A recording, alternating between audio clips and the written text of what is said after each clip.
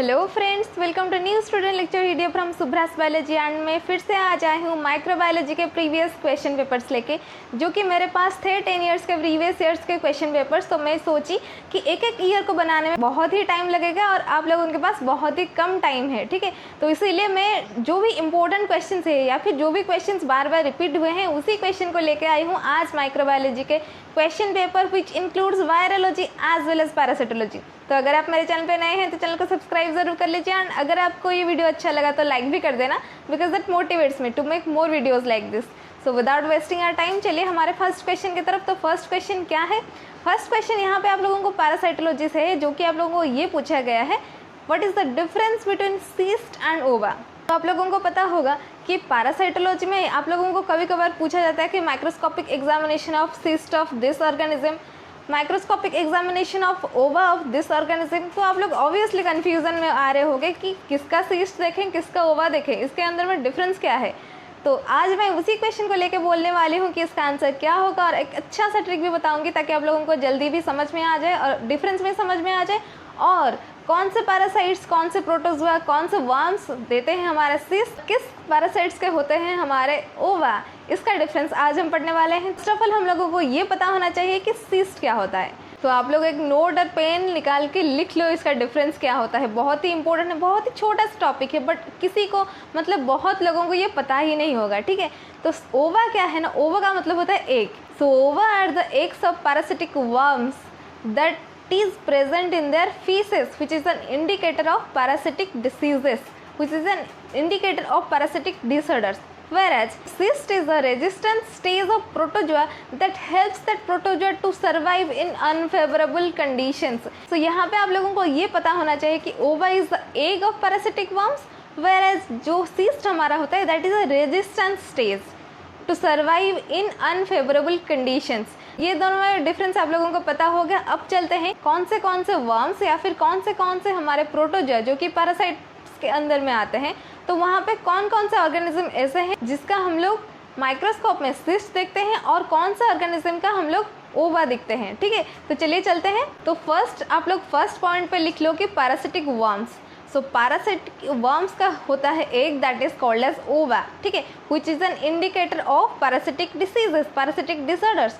तो इसके अंडर में ऑर्गेनिजम्स जैसे कि first of all ascaris lumbricoides, ancylostoma duodenale, trichuris trichiura and enterobius vermicularis, ये जो 4 ऑर्गेनिजम्स मैंने बताए, इस ऑर्गेनिजम्स का आप लोग माइक्रोस्कोप में ओवा देखोगे, ठीक है। क्या देखोगे? ओवा, एग्स, ठीक है।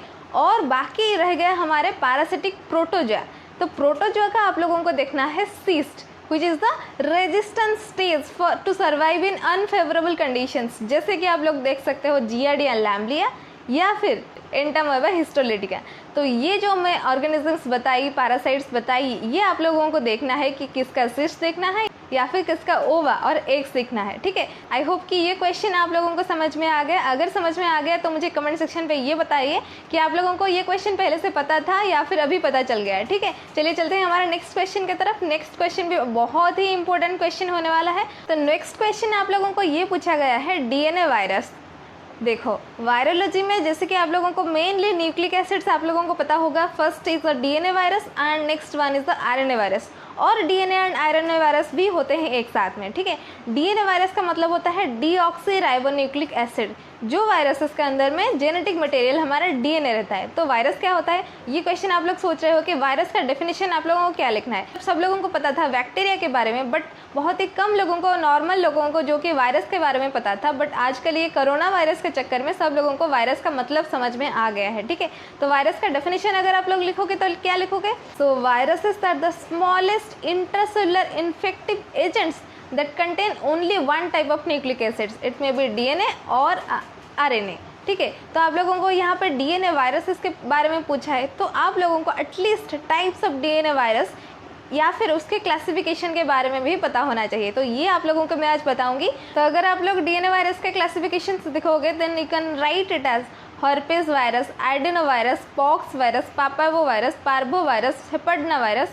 आप लोग कन्फ्यूजन में नहीं आएगा ना, बट मैं यहाँ पे बता दूँ ये सब क्लासिफिकेशंस ऑफ डीएनए वायरसेस हैं। उसके अंडर में आप लोगों को जैसे कि मिलेगा डिफरेंट टाइप्स, आप लोग आप लोग सुने होंगे chicken pox virus, small pox virus, measles virus, rabies virus, rota virus, ये सब वायरसेस के बारे में आप लोगों ने सुना है। बट जो वर्ड्स मैं बताई जैसे कि pox virus, hepadna virus, adeno virus, parvo virus, ये सब के बारे में आप लोग नहीं सुने थे। बट इसके क्लासिफिकेशन के बारे में भी आप लोगों को पता होना चाहिए। जैसे कि आप लोग पैरामेडिकल के स्टूडेंट हो तो एटलीस्ट मेडिकल के अंडर में जितने भी वर्ड्स होते हैं ये वर्ड्स आप लोगों को पता होना ज़रूरी है। तो इसका स्पेलिंग भी बहुत ही इंपॉर्टेंट मायने रखता है, ठीक है। तो मैं यहाँ पे अभी लिखने वाली हूँ इसके सारे स्पेलिंग्स। अगर आप लोगों के पास कॉपी है और पेन है उसके वहाँ पे आप लोग लिख लीजिए इसका स्पेलिंग क्या होगा, ठीक है, क्योंकि ये बहुत ही इंपॉर्टेंट है आप लोगों के लिए, ठीक है। इसीलिए मैं आप लोगों को लिख के बताऊँगी ये क्या होता है, इसका स्पेलिंग क्या होता है, ठीक है। तो चलिए चलते हैं इसका स्पेलिंग देख लेते हैं। So here is the list of types of DNA viruses. So first of all यहाँ पे आप लोग देख रहे हो कि जैसा कि मैं लिख चुकी हूँ already, pox virus, second is herpes virus and third one is the adeno virus. और इसके बाद ऐसे ही मैं वायरस के टाइप्स लिखती रहूँगी और उसके बाद आप लोगों को स्ट्रक्चर्स एंड एग्जांपल्स भी बताऊँगी। फोर्थ पे आप लोग देख रहे हो जैसे कि पापोवा वायरस एंड फिफ्थ पे parvo virus and finally in the last I am writing this hepadna virus. और उसके बाद चलिए चलते हैं इसके स्ट्रक्चर एंड इसके एग्जांपल्स के बारे में लिखने के लिए, ठीक है। तो पॉक्स वायरस जो होता है जैसे कि आप लोग यहाँ पे स्ट्रक्चर देख रहे हो उसका एग्जांपल है small pox virus which includes pox virus. और उसके बाद सेकंड में आता है हर्पिस वायरस। हर्पिस वायरस के स्ट्रक्चर आप लोग यहाँ पे देख रहे हो, ऐसा स्ट्रक्चर है सर्कुलर जैसा, ठीक है। और उसके बाद इसका एग्जाम्पल अगर आप लिखोगे तो आप लोगों को लिखना है chicken pox virus is the herpes virus, ठीक है। तो नेक्स्ट आप लोगों का आता है एडिनो वायरस। एडिनो वायरस जो होता है आप लोग यहाँ पे थोड़ा सा स्ट्रक्चर देख रहे हो जैसे कि ऐसे मतलब rounded structures and straight line structures arising from the main centre. तो ट्यूमर्स इन एनिमल्स इसका एग्जाम्पल होगा, ठीक है। और उसके बाद आप लोग यहाँ पे देख रहे हो जो पैपिलोमा वायरस देख रहे हो, this is the example of papova virus, ठीक है। एंड फाइनली आप लोगों का आता है parvo virus and hepadna virus which includes hepatitis B virus. तो देख लिया आप लोग कि DNA वायरस कितने टाइप्स ऑफ होते हैं और किसका एग्जांपल्स कैसा होता है, ठीक है। DNA can affect to both animals as well as humans and cause benign symptoms to serious health disorders. इसका मतलब क्या होता है, इसका मतलब होता है कि ये बहुत ही छोटा सा इंट्रासेलुलर ऑर्गेनिज्म है जो कि छोटा सा डिसीज भी कॉज कर सकता है और सीरियस हेल्थ डिसीज भी कॉज कर सकता है, ठीक है। तो चलिए चलते हैं सेकंड क्वेश्चन की तरफ। सेकंड क्वेश्चन भी आज similar to as DNA viruses है क्योंकि सेकंड क्वेश्चन ये है RNA वायरस। तो जैसा कि मैं बताई थी which contains intracellular infective agents that contain RNA at their genome at their genetic material they are called as RNA viruses for example। आप लोग इसको कॉपी में नोट कर लो, मैं थोड़ा सा मतलब स्लो करके बताऊंगी कि इसका क्या क्या एग्जांपल्स होते हैं। फॉर एग्जांपल तो फर्स्ट ऑफ ऑल आप लोगों को लिखना है rota virus, measles virus, yellow fever virus, Ebola virus, rabies virus, influenza virus, dengue virus. और एक बात बता दूं, DNA वायरस के अंडर में आप लोग पढ़े कि हेपेटिना वायरस के अंडर में आप लोगों का हेपेटाइटिस B वायरस आता है, वेरएज RNA वायरस में आप लोगों का हेपेटाइटिस C वायरस आता है, ठीक है। ये दोनों में कंफ्यूजन मत होना क्योंकि हेपेटाइटिस B जो है that is double helical, double stranded, so it has DNA eight there genome, DNA virus में ये आता है।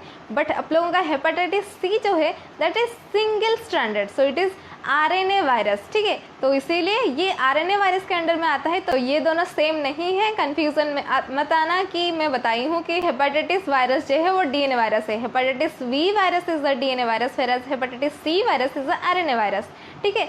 तो ये आप लोगों का DNA वायरस और RNA वायरस के बारे में हो गया। तो चलिए चलते हैं हमारे नेक्स्ट क्वेश्चन की तरफ। तो नेक्स्ट क्वेश्चन यहाँ पे क्या दिया गया है, ये भी बहुत ही इंपॉर्टेंट क्वेश्चन है क्योंकि ये मेरे जूनियर जितने भी हैं बहुत बार मुझे पूछ चुके हैं कि दीदी ये क्वेश्चन का आंसर क्या होगा। तो मैं इसको आज यहाँ पे बता देती हूँ ताकि जितने भी लोग हैं, जितने भी स्टूडेंट्स हैं, सब लोगों को अभी एग्जाम के लिए तैयारी चल रहा है तो ये क्वेश्चन भी आप लोगों को पता होना चाहिए कि इंटेस्टिनल नेमाटोड्स क्या होते हैं, नेमाटोड्स क्या होते हैं, इंटेस्टिनल नेमाटोड्स क्या होते हैं और ये इतना इंपॉर्टेंट क्यों है कि ये एग्जाम में बार बार पूछा जाता है, ठीक है। Nematodes are non segmented helminths having long cylindrical bodies. Cylindrical bodies, have you seen earthworm in your life, they have their cylindrical bodies, ठीक है। तो ऐसे ही हमारे भी बहुत सारे ऐसे वर्म्स, हेल्मिन्स, नेमाटोड्स हैं जिनके इलॉन्गेटेड सिलिंड्रिकल बॉडीज हैं। बट यहाँ पे क्वेश्चन पूछा गया है इंटेस्टिनल नेमाटोड्स। तो इसका खासियत यही है कि ये सब नेमाटोड्स ना हमारे लूमेन ऑफ द इंटेस्टाइन में ग्रो करते हैं। इनको पसंद है, शायद इनका ऐसा हैबिटेट उनको पसंद होगा, टेम्परेचर जैसे भी एनवायरमेंटल कंडीशंस है हमारे इंटेस्टाइन पे शायद इन लोगों को पसंद है, शायद इसीलिए वो इंटेस्टिनल नेमाटोड्स कहलाते हैं, ठीक है। इंटेस्टाइन उनका हैबिटेट है। तो वैसे तो बहुत सारे हैं, बट यहाँ पे 6 मेजॉरिटी इंटेस्टाइनल नेमाटोड्स के बारे में हम लोग बात करेंगे। आप लोगों ने सुना होगा hook worm, round worm, pin worm, whip worm, ठीक है। ये सब के बारे में आप लोगों को कॉमन नेम सुना ही होगा, उसके जो पैरासिटिक नेम्स हैं। तो आज हम लोग यहीं पर डिस्कशन करने वाले हैं। फिर से आप कॉपी और पेन निकाल लीजिए, नोट कर लीजिए इसका आंसर क्या होगा, ठीक है। तो इंटेस्टिनल 6 मेजॉरिटी इंटेस्टिनल नेमाटोड्स का नाम है, फर्स्ट ऑफ ऑल नाम है ascaris lumbricoides which is an amoeba.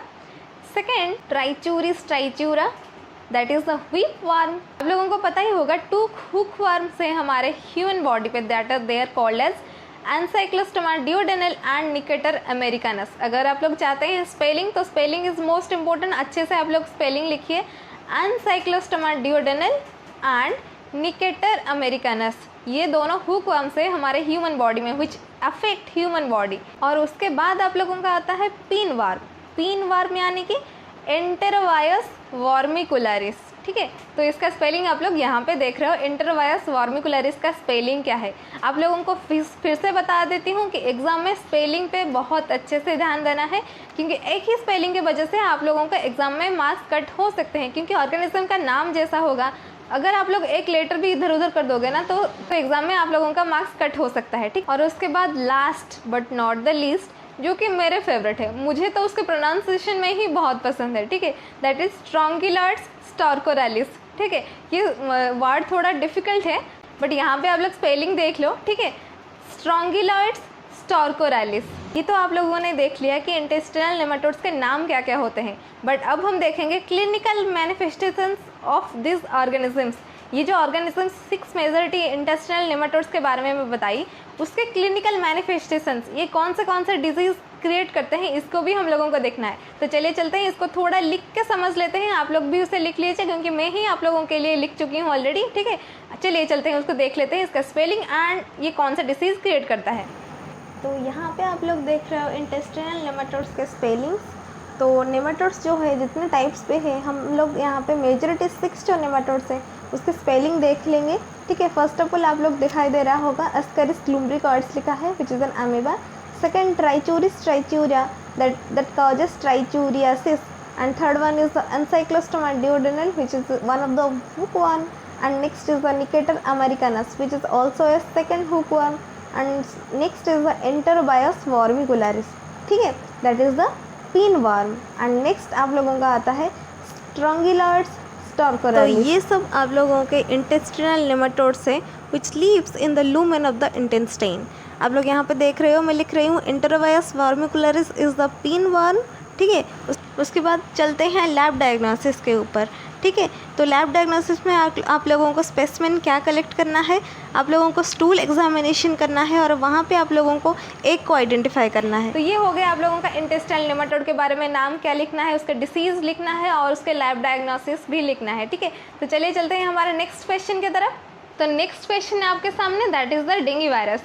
Dengue virus आप लोगों के वायरोलॉजी के अंडर में एक क्वेश्चन है। ये क्वेश्चन भी बहुत इंपॉर्टेंट है। एक टाइम पे ये भी एक बहुत डेंजर डिसीज़ था, अब भी है, बट एक टाइम पे ये बहुत ज़्यादा फैल गया था हमारे लोगों में। तो in India it is most common in east coast, और उसके बाद इसके 4 सेरोटाइप्स हैं, ठीक है। तो इसके सेरोटाइप्स के बारे में मुझे अपने वाइवा के क्वेश्चन में पूछा गया था। तो इसके 4 सेरोटाइप्स हैं, that is the dengue 1, that is the DEN1 DEN 1, और dengue 2 DEN 2, dengue 3 and DEN 3, and dengue 4 that is the DEN 4। ये इसके 4 सेरोटाइप्स हैं, ठीक है। तो फिर चलते हैं, इसका डेंगू वायरस मतलब कितने टाइप का होता है, कौन कैसे सिम्टम्स शो करता है, इंक्यूबेशन पीरियड क्या होता है। तो पहले मैं ये बता दूं, ये 2 टाइप्स के होते हैं। फर्स्ट होता है क्लासिकल डेंगू फीवर, जो कि रेयरली फर्टल है, इतना भी फर्टल नहीं है।